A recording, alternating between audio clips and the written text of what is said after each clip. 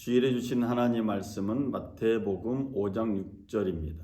제가 마태복음 5장 6절의 말씀을 읽어드리겠습니다. 의에 줄이고 목마른 자는 복이 있나니 그들이 배부를 것이며. 저는 마태복음 5장 6절을 중심으로 해서 거룩한 불만족이란 제목으로 하나님의 말씀을 전하겠습니다. 방탄소년단 BTS가 뮤직비디오 DNA MV로 두 번째 14억 뷰를 장식했습니다. 이건 엄청난 성공입니다. 전 세계 인구 가운데 14억 명 이상의 사람들이 방탄소년단의 뮤직비디오 DNA를 보고 들었다는 내용입니다. BTS에 대한 성공에 대해서 한마디로 말하기는 어렵습니다. 여러 가지 복합 요소들이 있는데 음악적 다양성이라든지 또 진정성 있는 메시지라든지 훌륭한 댄스 퍼포먼스라든지 또 팬들과의 소통 등 여러 가지 요소들이 모아져서 BTS라는 세계적인 성공을 만들어냈습니다. 저는 큰 그림을 그리는 야망가도 아니고 원대한 꿈을 꾸는 사람도 아닙니다. 저에게는 구체적인 꿈과 목표 또 계획이 없었습니다. 오늘 저를 만든 에너지의 근원은 다름 아닌 분노였습니다. 방시혁 씨가 가지고 있는 화와 분노, 이 부정적인 것이 BTS라는 세계적인 아이돌 그룹을 만들었습니다. 이 방시혁 씨는 어떤 책에서 또 이렇게 말하기도 했습니다. 선택의 순간에 일관된 자기 기준에 따라 답을 찾도록 준비하라. 스스로 행복한 상황을 정의하고 이를 방해하는 것들을 제거하며 끊임없이 그 기준을 추구하다 보면 반복이 습관이 되고 습관은 소명이 돼 우리 앞길을 끌어줄 것이다. 부정적인 것, 화 혹은 분노를 가지고 세계적 성공을 만들어내는 시대에 오늘 본문의 말씀도 거룩한 불만족을 가지라고 우리에게 말씀하고 있습니다. 의에 줄이고 목마른 사람은 거룩한 불만족을 가진 사람입니다. 즉 본질적인 것을 고민하며 본질을 위해 열정을 쏟는 사람이라는 뜻입니다. 성경에서 말하고 있는 의로움은 하나님의 나라, 즉 하나님의 통치를 나타내는 것입니다. 하나님께 다스림을 받은 개인 혹은 공동체는 하나님의 의로움을 나타낼 수밖에 없다는 것입니다. 예수님께서도 누가복음 18장에서 항상 기도하고 낙심하지 말아야 될 것을 비유로 말씀하셨습니다.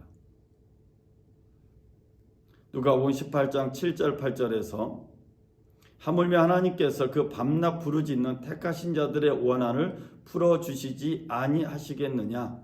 그들에게 오래 참으시겠느냐? 내가 너희에게 이르노니 인자가 올 때 세상에서 믿음을 보겠느냐 하시니라. 누가복음 18장의 이 말씀은 우리의 정신을 번쩍 나게 합니다.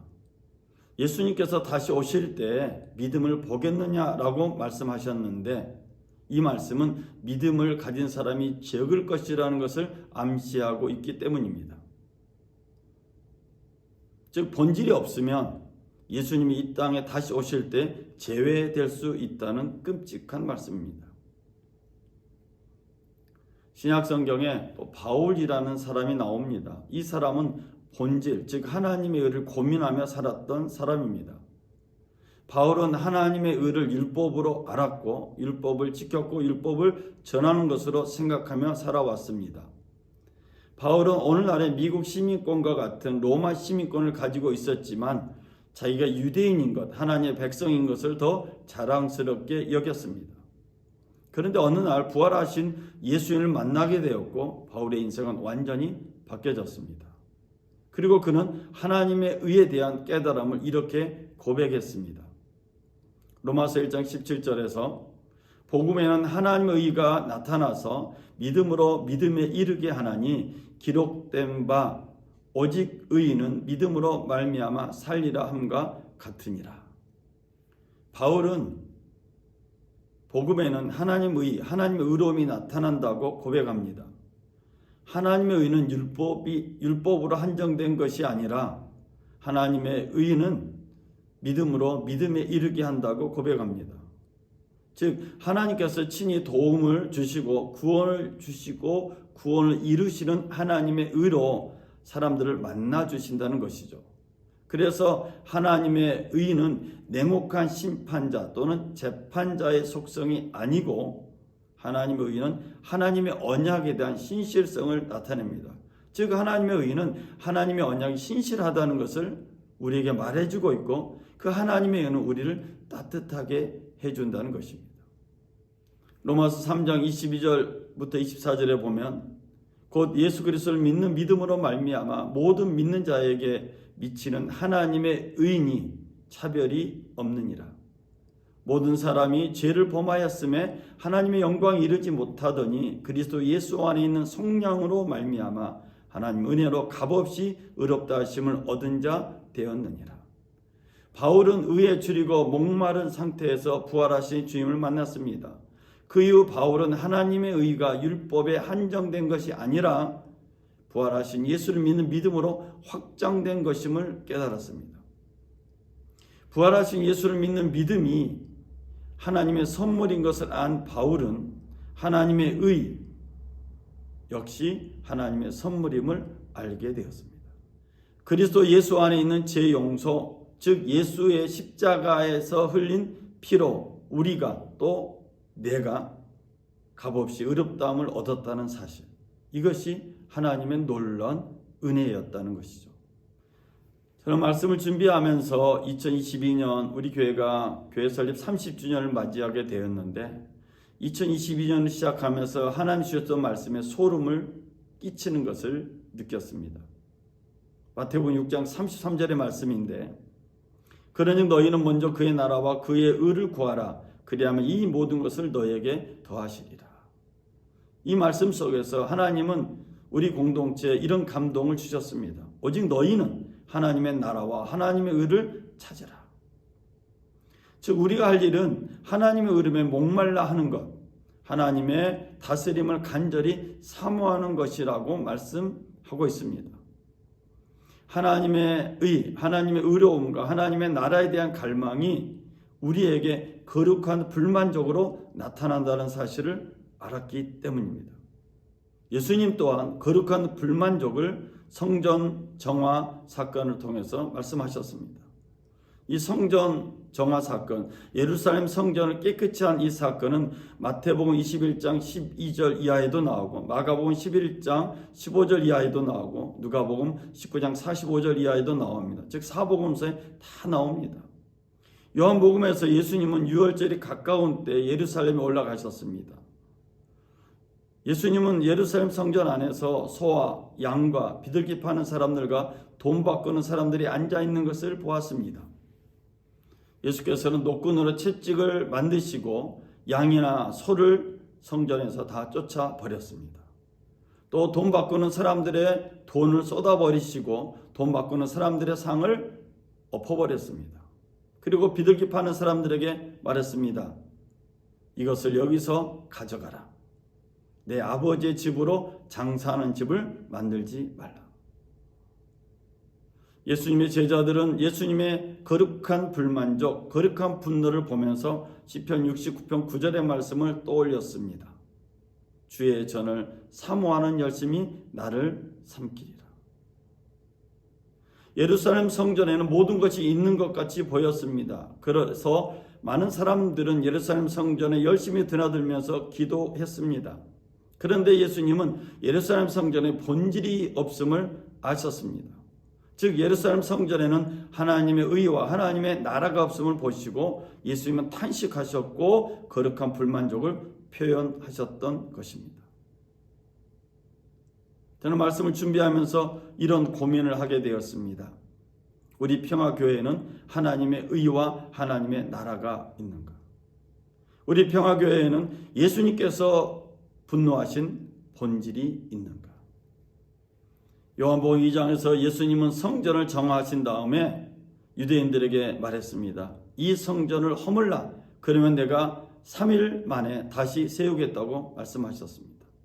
이에 유대인들은 이 성전은 46년 동안 지었건을 예수 내가 3일 동안에 어떻게 일으키겠느냐라고 말했습니다. 유대인들은 예수님의 행동과 예수님의 말을 이해할 수가 없었습니다. 이에 대해 요한복음 2장은 이렇게 말하고 있습니다. 예수의 이 놀라운 말씀은 예수께서 죽은 사람들 가운데서 살아나셨을 때 제자들이 깨달았다고 말했습니다. 성전은 바로 예수님 자기 몸을 가리키는 것이었음을 예수의 부활 이후에 제자들이 깨달았다는 것입니다. 이처럼 예수님의 부활의 사건은 많은 사람들 하여금 의에 줄이고 목마르게 만들어 버렸습니다. 저는 말씀의 결론을 내리고자 합니다. 의에 줄이고 목마른 사람은 하나님의 의로움과 하나님의 다스림을 가지고 이 세상에서 어떻게 잘 살 수 있는지 고민하는 사람이라고 생각을 합니다. 부활하신 이후에 주님을 만난 사람들만이 의에 줄이고 목마른 사람이 되었습니다. 우리의 가정, 또 우리의 사회, 또 우리의 나라, 그리고 우리 교회에 하나님의 의로움과 하나님의 다스림이 있는지 점검하며 살아가는 평화의 가족들이 되기를 간절히 부탁을 드립니다. 우리 모두가 하나님의 의로움과 하나님의 다스림을 추구하면 세상은 배부르게 될 것이고 많은 사람이 넉넉하게 될 것입니다. 우리 평화의 가족들은 세상이 말하는 기준의 행복이 아닌 성경이 말하는 주님께서 말씀하시는 행복을 기준으로 추구하길 부탁을 드립니다. 의에 줄이고 목마른 사람은 거룩한 불만족을 가진 사람입니다. 즉 본질적인 것을 고민하며 본질을 위해 열정을 쏟은 사람입니다. 이런 사람으로 살아가는 우리 평화의 가족들, 믿음의 가족들 되시길 주의 이름으로 부탁을 드립니다. 기도하겠습니다. 의에 줄이고 목마른 사람은 복이 있나니 그들이 배부를 것이며, 의에 줄이고 목마른 사람, 하나님의 다스림과 하나님의 의를 쫓아가는 사람들, 이 사람들에게 하나님의 복이 임할 것을 예수님께서 말씀하셨습니다. 세상의 행복의 기준이 아닌 예수님의 말씀의 기준으로 살아가는 우리 평화의 가족들, 믿음의 가족들이 되게 하여 주시고, 우리들로 인하여서 이 땅에 하나님의 의와 하나님의 나라, 하나님의 다스림이 나타나게 하여 주옵소서. 이번 한 주간도 하나님의 의에 목말라 하고 하나님의 가르침에 갈망하는, 또 하나님의 나라를 사모하는 우리 평화의 가족들, 믿음의 가족들 되게 하여 주옵소서. 우리 예배를 받으신 주님께 감사드리며 우리 주 예수 그리스도의 이름으로 기도드렸습니다. 아멘. 이상으로 예배를 마쳤습니다. 우리 하나님께 영광의 박수 돌리겠습니다. 감사합니다.